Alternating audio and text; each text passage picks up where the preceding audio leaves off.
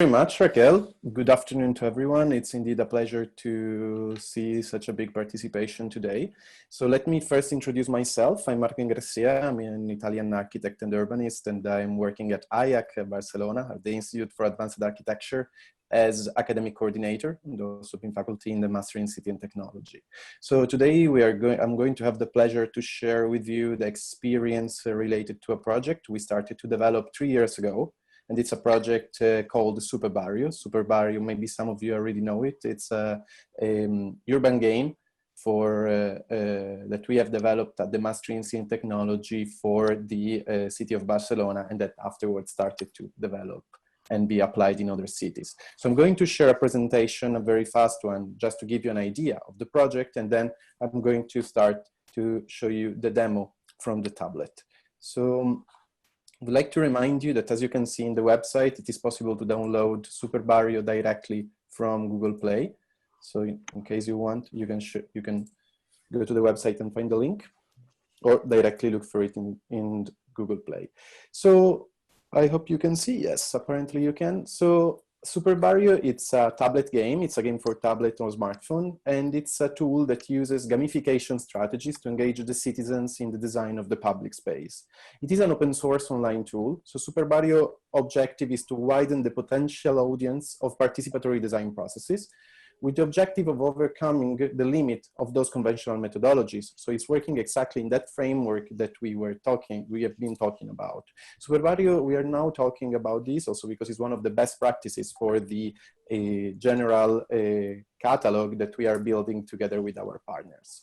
So this, as I was saying before, this tool was first developed in Barcelona as a pilot project in the context of the Superblock, of the Superilla, and then it was developed and implemented in 5 different cities. So Favara in Sicily, Genova in Italy, Porto, Nantes, and Sofia. I will show you later.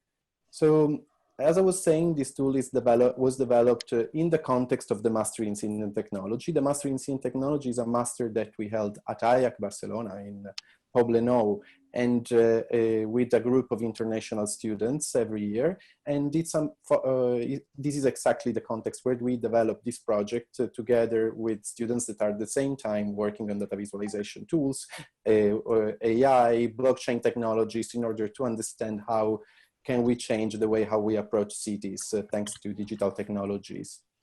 So talking about the project of SuperBarrio, this tool, SuperBarrio, as I was saying, is a tool that uses gamification strategies. So no, it's not exactly a game, with the objective of engage the citizens in the design of the public space. As you can see here, we are in the context of the Superblock. I will show you now.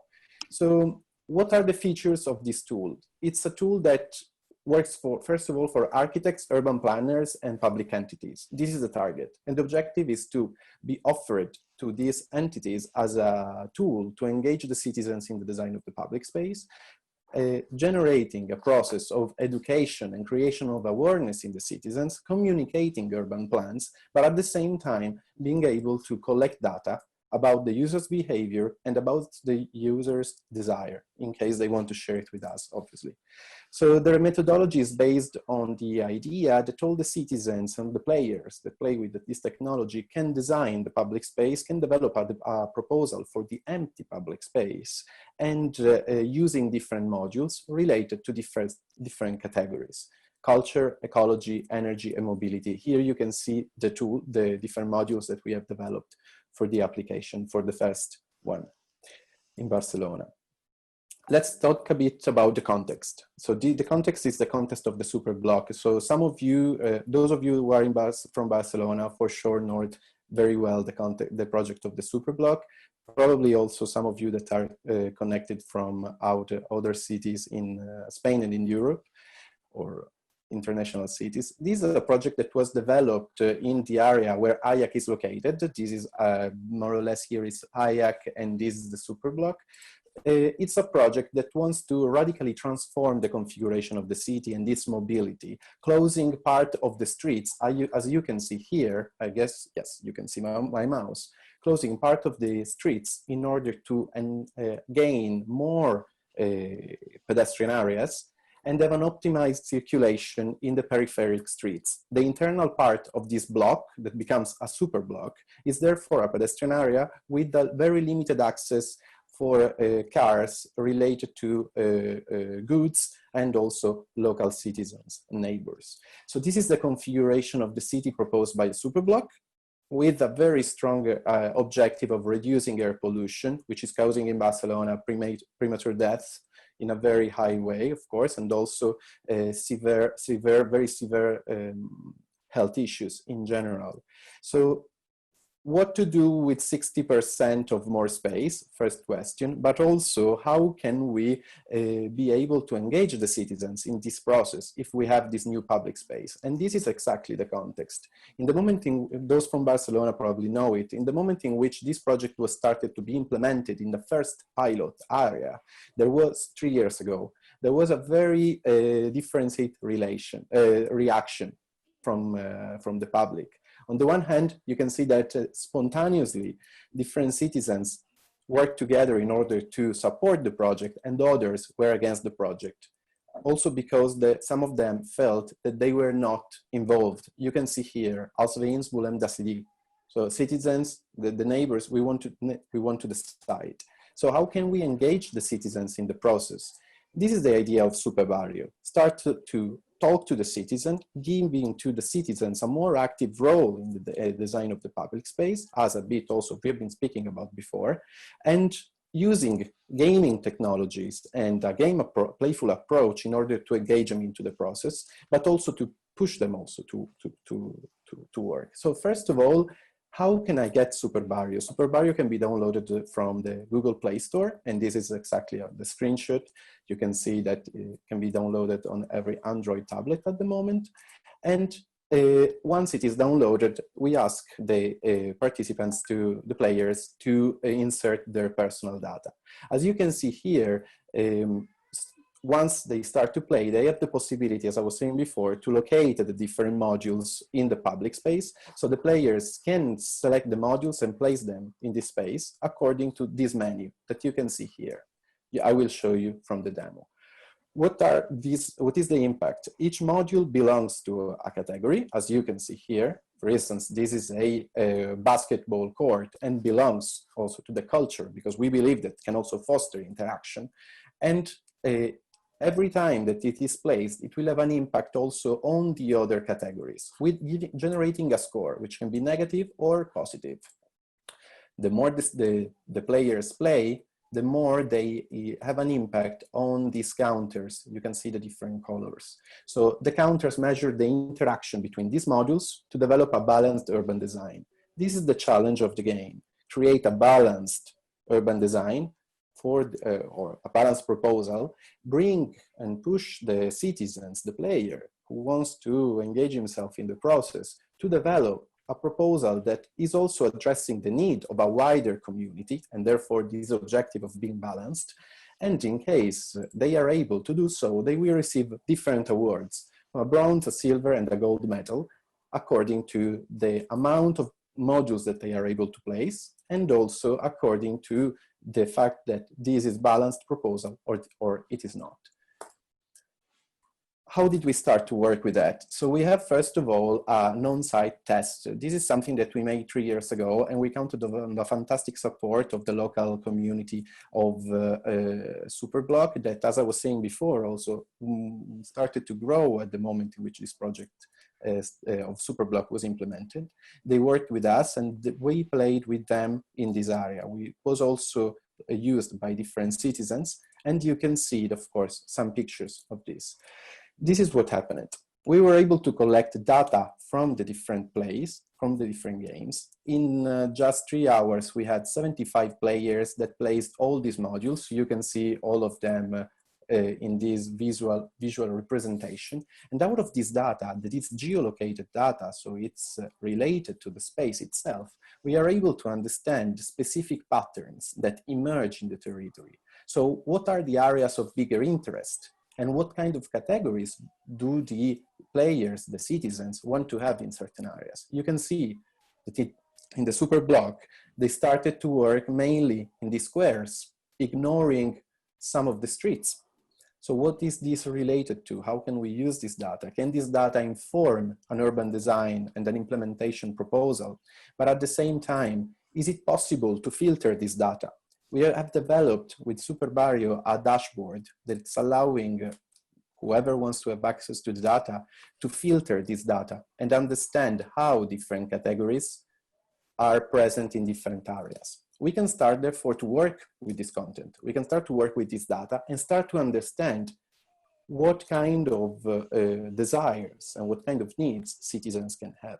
Of course, it's important to reach a broad audience in order to ensure that this data is meaningful, but this is something that we plan to work with inside specific participatory processes. So where to play? How can we spread these novel methodologies, and how have we tested it? As I was saying before, we did it already in the public space as a first test, but we continued, and I'm happy to show this also inside schools. So we have played with different children's and have shown the project to children's in the schools of the district, who actually were quite happy to play with that. And I have to say that also changed their mind while playing with the games, understanding different potential of the neighborhood.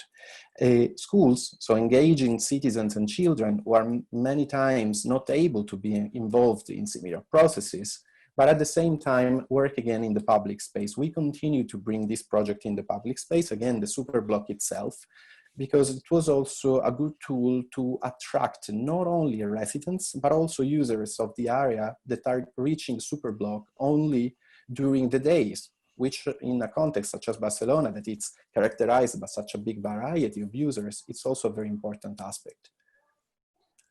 But also at home, this is another picture that it's related to this, but of course, being able to download the game in your tablet, as you can do already now, and I hope that some of you have done it from the attendees, you can play at home and you can start to share your opinion, produce your project, make your project proposal, and share it with a wider community. So this is the project that I will show you now. I just want to briefly introduce the topic of the multiplication. It's a bit something that we always, is very important for us at IAAC. We always work with the idea of developing pilot projects that can be tested in a real scale, Barcelona project, and then work with these and further developed in further iteration in other contexts. And this is what we have done. I've shown you this before. We brought it to Sicily, we brought it to Genova, and also to Nantes, and we are going to bring it to Porto and Sofia. The idea in this iteration is to further work on the project, understand how different contexts and different society and different communities can shape the project also in a different way and bring us to different design decisions. And for instance, we applied it in Genova in a context of old barracks that were going to be destroyed, partially destroyed, in order to create an urban park in the city of Genova, in which we work with the local community that it's actually creating also crowdsourced community areas in the same area. In Favara, only with children, we entirely adapted it for children that were going to work, as I hope you can see here, in a specific square of the city, the only pedestrian area of this small town.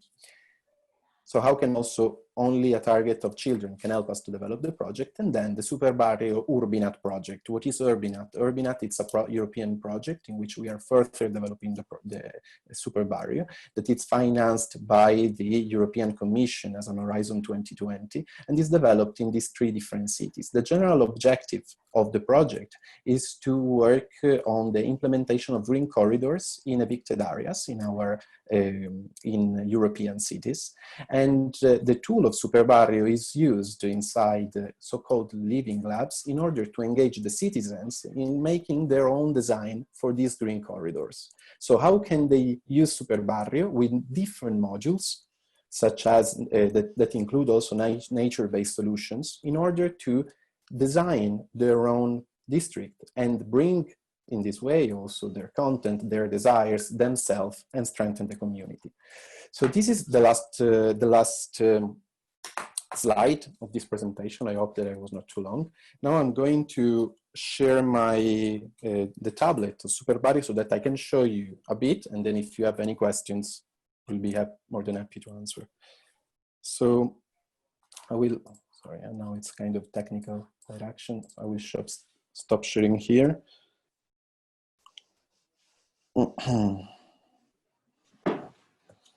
Okay, so this is the simple, this is my tablet, as you can see. So this is SuperBarrio. So the first screen that the users can see, each one of you, of course, as I was saying, can download it from Google Play, is the possibility to start an old session, so go back to a previous design strategy, or start a new one. Let's start from a new one. In this case, we ask to the players to insert their data. Why? As I was saying before, it's very important also to have the possibility to filter the data that is afterwards collected. So we ask to put the name.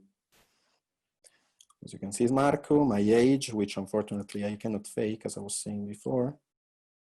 Okay, and the gender. The gender, it's something that in the second iteration we have removed in order to be even more inclusive and let the people ignore this part.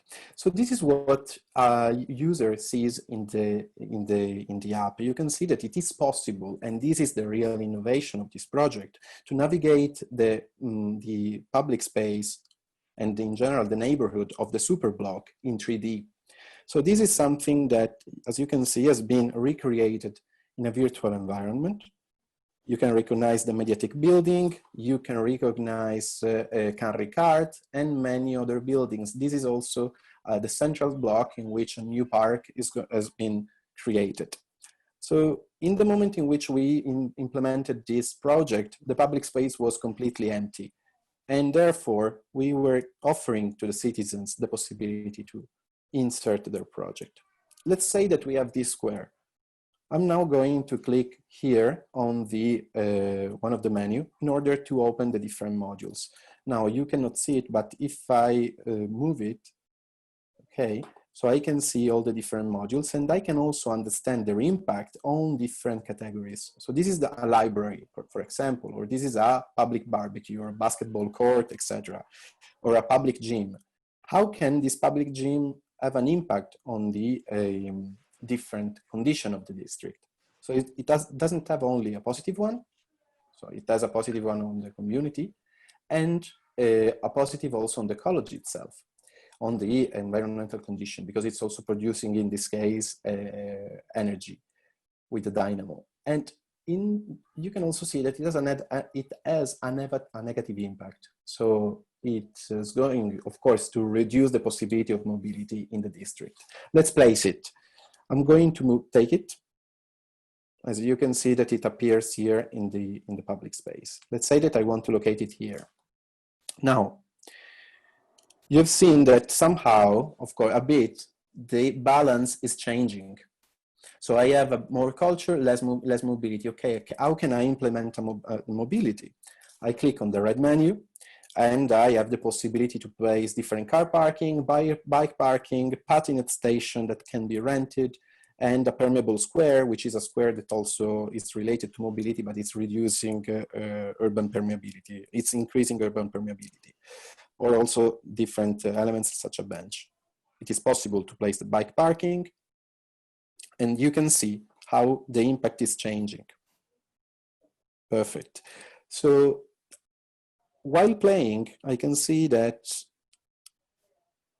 the more I've played, the more I'm able to receive an award. Why? Because it's really important to use these gamification strategies to engage the citizens in the play itself. So gamification is something that all of us are also experiencing in every kind of application, from Candy Crush to also our phone application that with notification are kind of engaging ourselves. In this case, the small award has this specific objective, also informing the player that everything is going fine.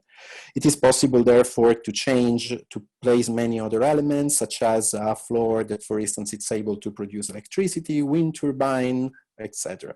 So you can imagine that at the moment in which I will have to decide as a citizen between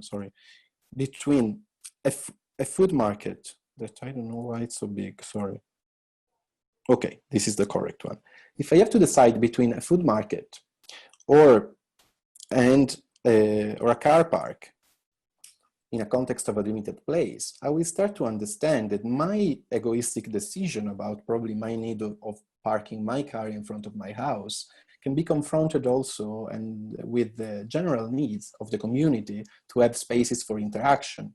But at the same time, I will also have the possibility to understand that that car park is going to have a negative impact, as I can see here. And this is a bit the idea. Being based the game on this kind of logic, negative and positive impact, and a balance between them, it is therefore possible to have a better and a project that is more inclusive and able to represent also the need of other elements of our society. I want to make just another example on the other side. Let's say that I don't want car parking because I just want trees in the public space or a park. Thanks to the game, I will have the possibility to understand that if I place only trees, I will not have enough, to make an example, I will not have enough mobility. So this means that there are some elements and some components of our community, such as elderly people, that might also need specifically to have some car parking or an access that otherwise cannot be granted. And this is just set to show how we have this possibility thanks to the game. Now, I just want to show you again the context a bit. And then if you have any questions already, I'm more than happy to answer to your questions.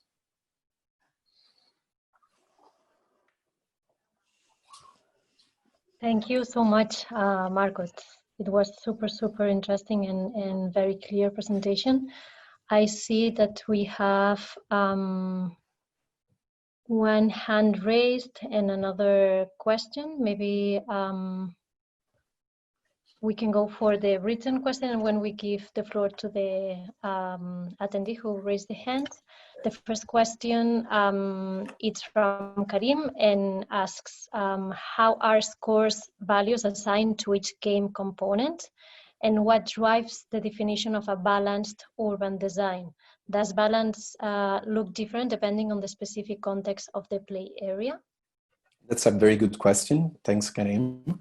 And so first of all, these score and values have been assigned based on a series of interviews and collaboration with experts in the field of urbanism. First of all, of course, our team, but also sociologists and other experts that have helped us also to inform this logic. And the balance is related to a complex algorithm that is able to process all these components. So obviously, this is the key aspects of a similar game, because it's the moment in which we are defining and we are making an evaluation of a different project, of different projects. So this is part of what has been also further implemented in the other, in the second, third, fifth and sixth iteration of the projects, such as the Urbinet one. In this case, also the balance has been strongly related to the context of these evicted areas. So it is possible to play with the components and the modules in order to ensure that it's really representative and is giving a meaningful representation. Something that I would like to highlight on this is that the logic of the balance, it's also able to address that objective of the game related to education and sharing, in any case, creating awareness. Let's always keep in mind that we are not developing a final it is not possible to develop a final project for the city. The objective is to let citizens learn about the process of urbanism, understand how to be engaged in the process and understand all the details and the impact of certain decisions. And in this way also offer to represent a tool that is useful also for public authorities, basically. I hope I answered the question, but I'm more than happy also if Karim wants to take the microphone and further interact. This is a possibility of the webinar, so you can raise your hand at any moment if you want. Yeah, actually we have Malak, so I'm going to give the floor 1 second. Nice. Okay. Malak, can you? Yes, I can hear you. So, Perfect. so my question is like you partially answered my question because it's like about what do you do after this gamification of urban strategies. So it's partially about the awareness of the community regarding urban interventions, but what do you do with the data that you collect and how does it reflect in the actual design of the superblock? So in the specific case, thanks for your question, first of all. And where are you? Can I ask you also, where are you talking from, connected from? I'm actually in Barcelona right now. Nice. And that's why, because I mean, like I've actually been to the district a lot of times during the morning, during the night, during the Loom Festival and so on. So I can see how it's quite different from the rest of the urban fabric of Barcelona. So I was actually interested in how this data collection was affecting the actual design. Yeah, thanks. So in the specific case of the super block of Barcelona, this pilot project, because in Barcelona then other have been implemented since then, the data was just this was the pilot project. So the data that we have collected, of course, we have also shared, but it has not implemented inside a longer participation process that therefore can ensure such a big participation and a strong quality of the data that is collected. So in the case of the Superblock of Barcelona, the process of implementation of the entire urban furniture was very fast. I don't know if you were here 3 years ago when they started, but it was very fast, and based on strategic urbanism strategies. Sorry for the repetition. So pots or painting in the street. So it was not engaged the community in a process of design at that stage. And this is also why we have developed SuperBarrio. Then this data has been offered to the community, but still it was not implemented on such a scale in order to be really applied.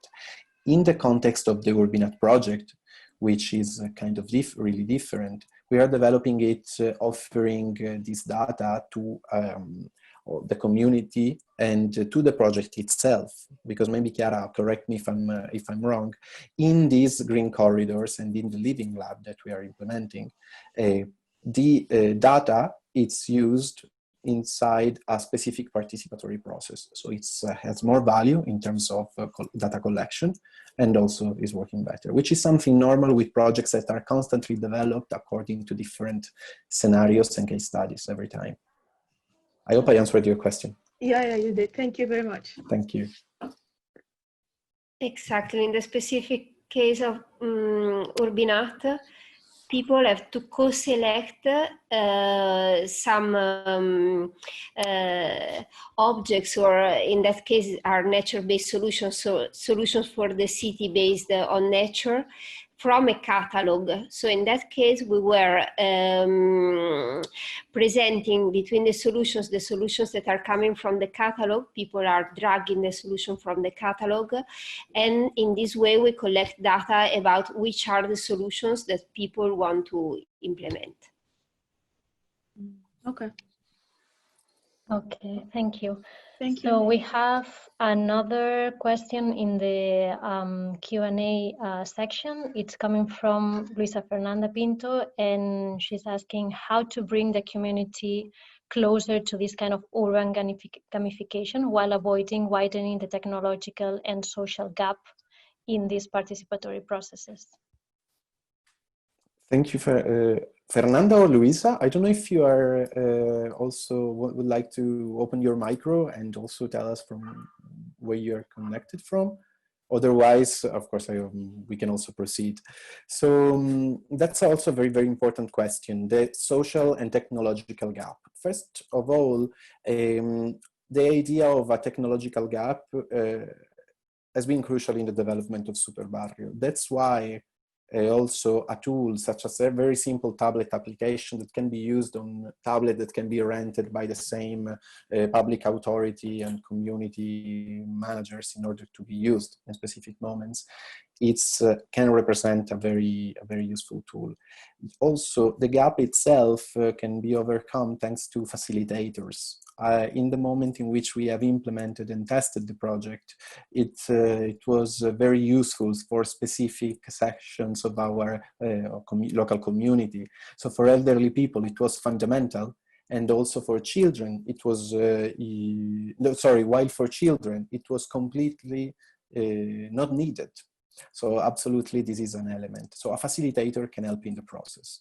Again, we can imagine different scenarios for the application, and this can allow a better engagement of the community. One can be to, these are other projects, well, of course, not only SuperBarrio. This can be something that it's also directed by the public authorities, or who is developing an urban project, urban design strategy for the district. So we can imagine that it can be used in participatory process in specific moments, inviting the community or inside the same schools. And in this context, a facilitator can be present. The other point about the technological gap is the tutorials. This seems something that, of course, you had me in this moment showing you how the tablet works, the SuperBarrio Barcelona works. In the further iteration, we have also implemented more description and more explanation. You can see here now in the upper part that there is an explanation, no? In the SuperBarrio Urbinat, this has been even further implemented. So this is also helping. I hope I answered to your question. Thank you, Marco. I don't see more questions coming. Feel free. We have a raised hand. I'm going to give the floor now to Simone. 1 second. Okay, here you go. Okay. Okay. I am Simone. I'm from Catania. Ciao Simone, piacere. Ciao. Yes, I will be part of your master in City and Technology the next year. And I knew this master when I saw this game on SuperBarrio, because I have an association and we was looking to a tool to engage the people in our process, but was very, very difficult. And my question was about the place of these elements in this area, because in according to what the people go to place the elements in this area, because if for example if I'm not of this area, I don't know how it's work, what it need. So in according to what someone that is not from there can understand what they have to place, how it's work. Well, Simone, thank you for your question. And actually, I'm very happy about this question because it allows me to touch a topic that I was talking about before, but I can go deeper into. And so I'm even more happy to welcome you next year in the Master in City Technology. So this is crucial in the moment in which we have to enhance accessibility and ensure that a wider community can work with this game. So I was talking about description and tutorial. explanation. This is something that can be will be implemented in the next phases of the Urbinat SuperBarrio, in order to give more description, to ensure that it's explained also how specific buildings are used, and also have the possibility to filter the visualization and visualize also specific data regarding the building. Let's say that, for instance, I have a building on which I can create a green facade, just to make a very simple example, and thanks to, or I can decide if that building, being in an evicted area and being damaged, can be destroyed. For instance, I can have information on the light of the solar energy production potential of that building, and therefore decide if it's good to place photovoltaic panels or a green facade that can also produce energy or not. So informing design and the decision-making process can also be possible even more thanks to the tool. And actually, your question is very well done, because it's something that we are working on. Okay, thank you. I hope I answered to your question, but if you have others, I'm more than happy to continue. Yes, because I thought that when I was gaming, that if there was like a data set that changed when I place, for example, A3, for example, if I place A3, what is the consequence in terms of air, or for example, in or other choices? Okay, so if I properly understood your question, it's also touching another topic. So how can I have more information about what are other citizens doing, and how can I interact with that? So if this is, correct me if I've not properly understood the question. No, it was what is the consequence about my decision when I place something in this area, for example, just to tell me. So it's the game mechanic itself that it's informing you on the impact of your decision. So it's an overall evaluation that is given according to the score that you can have. And as I was saying before, it's also the most important thing is to explain to you as a player how visually your proposal is behaving, and also receive an information layer about that impact. So this is also something that on another level, which is the community level, can be also better understood thanks to the data visualization dashboard. Okay, thank you very much. Thank you very much. Thank you, Simone. I see we have another question from Malak. Let me give the floor. Here we go. Hi, so I have another question regarding what do you see like the changes that the SuperBarrio model would have to go through, especially in light of the pandemic, the lockdown, and the social distancing?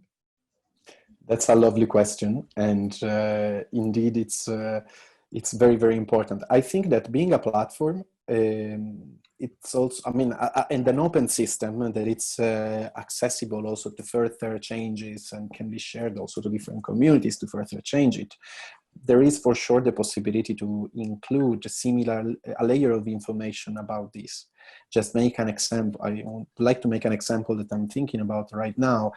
Social distancing, which is one of the key elements. Imagine that in displacing different benches, you could inform the player, which is also citizens, about the impact of certain decision that maybe is not ensuring social distancing. But this is a very simple aspect. Another one could be related to an evolutionary idea of the public spaces that can allow me, for instance, to visualize different scenarios. Thanks to the game, as a normal citizen, I can play something that develop a design proposal with modules that I can imagine that can stay only until the moment in which maybe a vaccine will be accessible, and therefore the public space can change. We are used to think about urban system and urban design that cannot change through time. So this can change through months, but also over the days. So one of the key aspects, I think, also in relation to the public space and the way how we navigate today, so the problems of crowd, for instance, could be overcome thanks to thanks to tools can also allow us to decide different moments for different components of society to inhabit that space. So if now we have a problem of a big crowd, we can imagine the space is active in certain hours for certain elements of the components of the society or not. And the game itself could host similar features thanks to the time.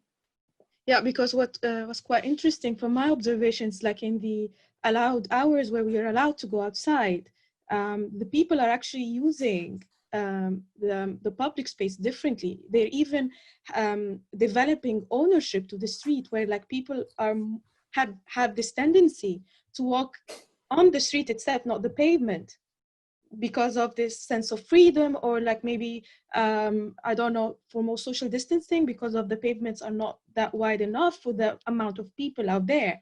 So it's quite interesting how actually people are changing now their minds and how they use the public space. So that would be interesting to see how that is reflected in the design of the game itself as well now. So certainly, that's totally true. I mean, I'm also super interested into this because I'm every time also seeing that here in Barcelona at 8 o'clock is the time when it is possible to go out for the adult people. And you can see that a crowd suddenly occupies the street, the car area. Exactly. So you probably have seen the same. Exactly. And, it's absolutely one of the elements of the game. So we can define in the game itself, in the moment in which we develop it, even in one afternoon, it is possible to change it in the SuperBarrio Barcelona itself, is in Unity, that the area where, for instance, it is possible to locate a certain module can change. So it's not only the pedestrianized area, but the car area. And in this car area, you can imagine that only specific modules related to a temporary occupation can be placed. So module that, for instance, you cannot place a bench that is static, but you can imagine other kind of systems, other kind of elements that are more evolutionary and temporary. So the tool allows all the possibilities, and that's why also we have had the possibility to, sorry for the repetition, to implement it in 5 different contexts. Mm-hmm. Okay. Yeah, so this is what I'm imagining in this simple way. What is great is that it is possible to even organize a workshop and further talk about it and make it happen, because it's quite easy actually in Unity itself, or how it is done. Exactly. That would be quite interesting to see how the status quo it's actually changing how we think about the public space in general, not just as designers or architects, but also as users. Yeah. So, yeah. Thank you. Thanks a lot. Thanks a lot for the question. Maybe we can give the floor to other panelists who may want to also contribute. Yeah, I would like to elaborate on that. Sure. You described at the moment you see a lot of people just walking on the roads instead of the pavements. It really shows how much space cars take up in the city. And if you lock people up in their houses and they don't have any access to being outside, they feel more attached to the outside in their neighborhood. So it could also be used as a great starting position to use the SuperBarrio App. Imagine if there aren't any cars, or such a percent less cars in this area. What would you do with the space? And that is something that we see, I think, all over Europe, that it changes mobility in such drastic way and shows how much space we actually have in cities. Yeah, I totally agree. This is out. By the way, the Barcelona Council has already started to reduce the car area in many streets, but also many other cities in Europe are doing it. But Barcelona started just simply painting in yellow half of the car path, and then showing therefore that this area is only for bikes. Then the question is, how can we engage even more the citizens, even more in a moment in which a physical meeting and a gathering is impossible? So that's why this is a simple first idea of how digital technologies can really offer a tool to answer to this. Yeah. And people also get used to other modes of transportation because they don't have to take the car every day to go to work. then they feel they are also less busy. So you see that people really look towards the bike, also not only as a form of mobility, as most people do it here in the Netherlands, but also as a form of recreation. I think that is one of the most interesting parts of this whole pandemic in terms of urban planning, that it really changes, it shows us what is possible to do in the city with all the space that we have. If I may jump in, just to share something that I was thinking about, especially with the pandemic and especially with the focus on the use of public space, as you are discussing now, I think that one of the main, let's say, weaknesses of government response to the pandemic was to take the simple road of locking down public spaces, canceling them as part of our daily life.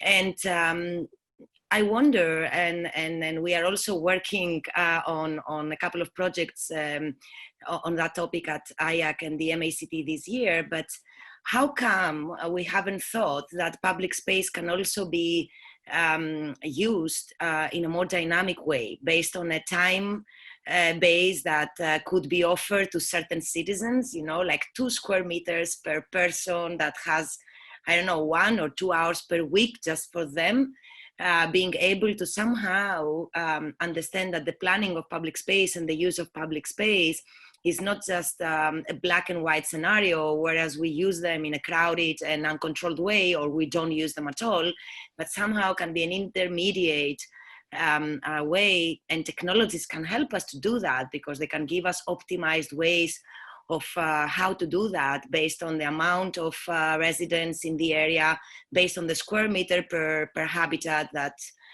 is data that we have, and we can make an analysis of how many square meters of public space correspond to its habitat. And if we divide that into certain hours of the day and the week, then we have a much more dynamic use of public space. And I think that this is a big question on how we manage, not only how we design, but also how we manage public space and how we allow people to participate in these decisions of management in a more bottom-up way. Yeah, you can, even the current light of Corona apps that I think pretty much every government in the world is talking about right now, you could use public space almost as a reward system. Like, people who really take their distance get more time in this sort of public space. And then you really have some active rewards for good Corona behavior. Absolutely. Yeah, Malak is also writing in the chat that it's interesting how the perspective to public transportation has changed. I don't know if you want to come to the stage, Malak, again.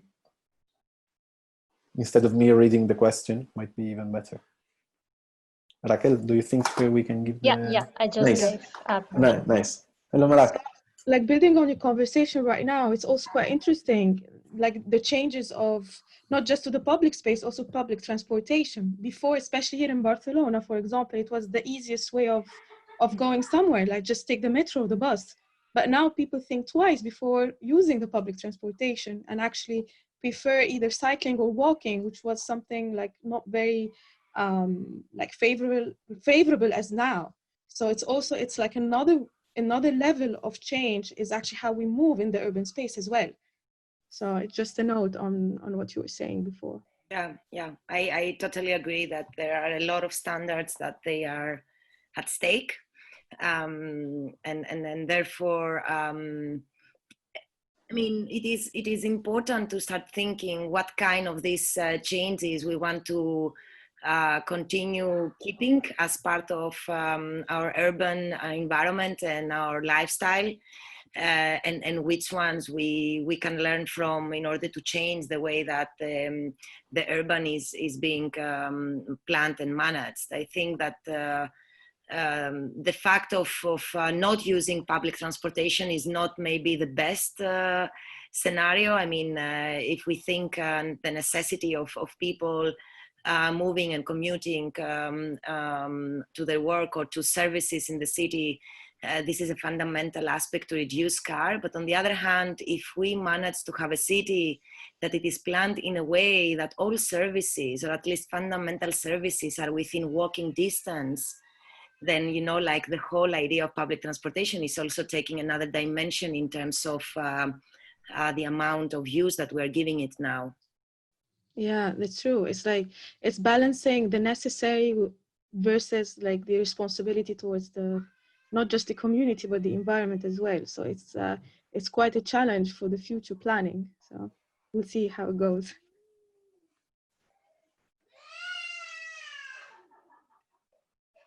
Nice. Okay, can I say something about SuperBarrio? That was because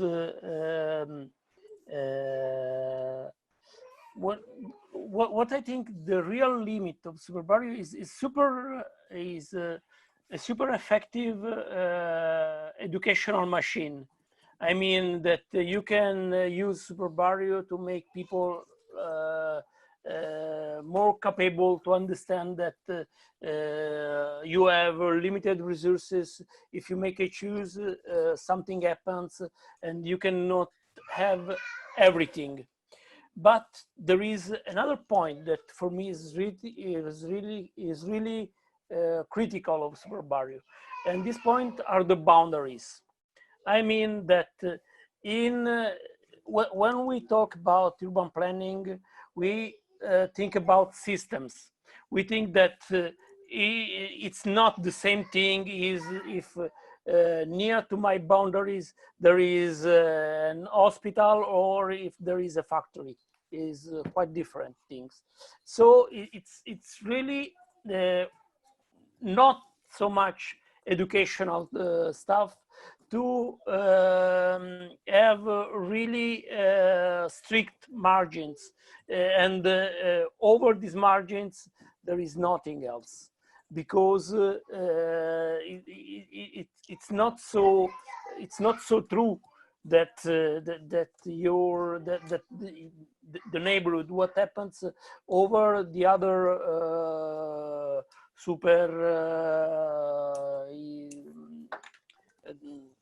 I don't know the name in the super block, okay, near to the other super block, it's not the same. And this is the real limit I see in SuperBarrio, that maybe, I don't know how it's possible to manage this kind of stuff. But from this point of view, it's more similar to an architectural approach rather than to a urban planning approach. Because in the end, you work on a project more than on a plan. And it's really difficult to make people, to make this understandable for the people. Thank you. Can I jump on this? I think it's a very important topic what you are touching now. In the case of the SuperIA, we decided to work with that specific area with this also representation. First of all, with basically for the fact that in that specific context, it is really working as an island. So Superblock, and SuperIA is exactly that. The moment in which the decision was to close completely the peripheral street, the central street, and just leave a peripheric circulation, that was also useful. Of course, in all the other projects that we have done, we have worked with, so in the 5 other iterations, we have worked with a wider context. I can also share some of them again in some moments if you want. So the SuperBarrio Nantes, and exactly for what you are talking about. If I can jump on that also, take advantage of this.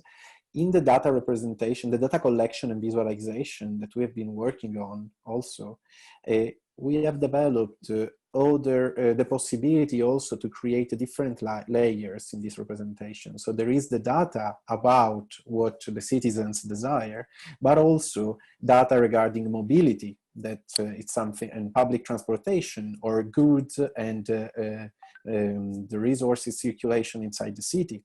And also data about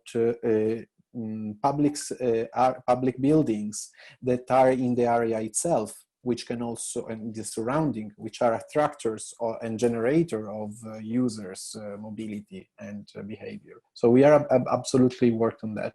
And I totally agree that it's a fundamental element. So, as I was saying before, if you want, I can also show you the SuperBarrio Nantes, but I don't want to cut the conversation. So Raquel or Etio, so you will tell me. Marco, if you want quickly to show it, I will, in the meantime, answer maybe to the last question that we received on Facebook, and then we will need to close the session as we are slightly late. So just 1 second that I get the question from Facebook, that is from Karen. Congratulations, I have a question. How can we approach this kind of participative tools to people who are not familiar with digital tools, such older people? So I can quickly answer with the example of what we are doing in Urbinat, that is the project that Marco is showing, where we have a very strong participatory approach to the project, to the development of new public space. And in that case, we have several kinds of tools for participation. So not all of them are targeting the same target group. So SuperBarrio, in this case, is mainly targeted at a younger target group. But in any case, each time that we organize the participatory process, we have a moderator or a guide that is helping the people to use and teach to all the people that are part of the process how to use the tool, and in case support people to use it and to create the public space they wish through the SuperBarrio. So I hope I was exhaustive. I don't know if we have any other question. It looks like no. So yes, as we were saying here in the SuperBarrio, in this version of SuperBarrio for the Urbinat project, we have a slightly different graphic. We have all the elements that are part of a catalog of solutions that are the solutions that were developed by the partners. And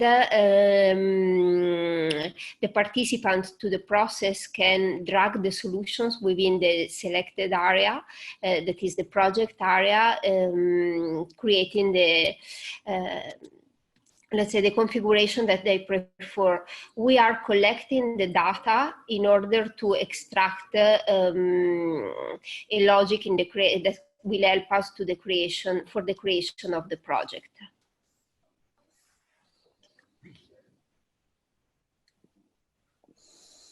So, yes, I think that it's 6. We are not receiving any further questions. There is a question. Yeah. We will have to answer very soon, I think, because we will have to close, but let's not miss this opportunity.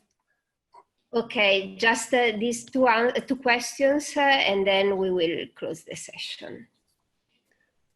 So are the question and answers. So I appreciate this discussion tremendously. I'm listening from Portland, Oregon, and we are just now seeing the establishment of a smart city program in our local government. One thing I am wondering is how we can incorporate economic and political factors at play in our urban development system. How can we enable players, such as residents, to learn how developer influence would impact the feasibility of their gameplay? I don't know who wants to take this answer, because it's a very complex one. To answer very brief, it's not as easy. I think I can answer it. Nice. There are different ways of games. Like you have educational games, you have role-playing games, and you have design games. And I think all have different ways of looking at it.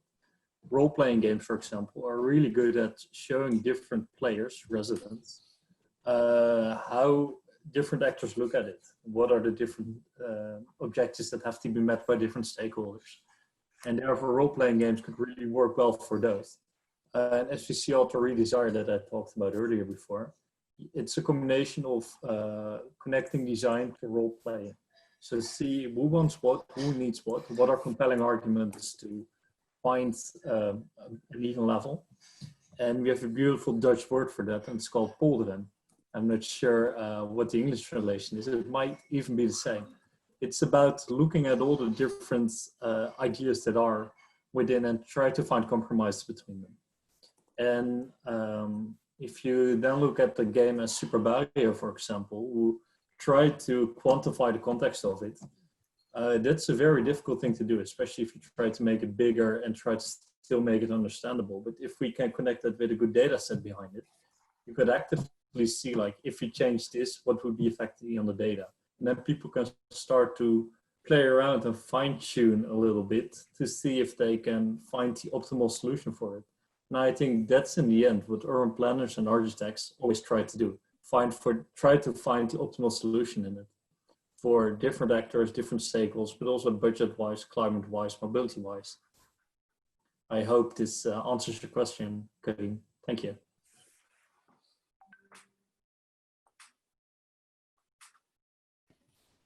Great. I think that it's the moment to close our session. So thanks a lot to our speakers. It was a very interesting session, and we really appreciated that our audience was interactive with us. You were doing really interesting questions, and I hope that you will follow the project and be involved in the next activities. So let me just take the microphone also to remember, Chiara, sorry, that this is part of a series of events that IAAC has organized in the framework of the Setmana d'Arquitectura, which is a Barcelona Architecture Week, which is a fantastic series of events running from the 7th until the 11th of May. And we are part of this nice project. And also the next events will be tomorrow with a workshop on creative food cycles. So also with an interactive part on the making of nature-based and products made with food resources. And also the following day on Thursday in the evening at 7, we're going to have a very interesting debate called Black Ecologies, which is the launch also of IAAC Beat Journal. And on Friday, another event, again organized in the framework of the Setmana dell'Architettura, about how studying in Barcelona changed my life, which is part of a series of events related to a competition that IAAC has launched. It's a Design for Living advanced architecture competition. And these are students of IAAC who started to study in IAAC thanks to the competition itself, because the award is the possibility to study in one of our masters. So this will be on Friday, and all these events can also be seen on the website of the Setmana dell'Architettura, that I would also like to thank Mies Foundation also, that has been part of the organization. Just this. Thank you. Thanks, Marco. And they can also be followed on IAAC Facebook page. Exactly. So thanks a lot, and I hope to see all of you on our next event.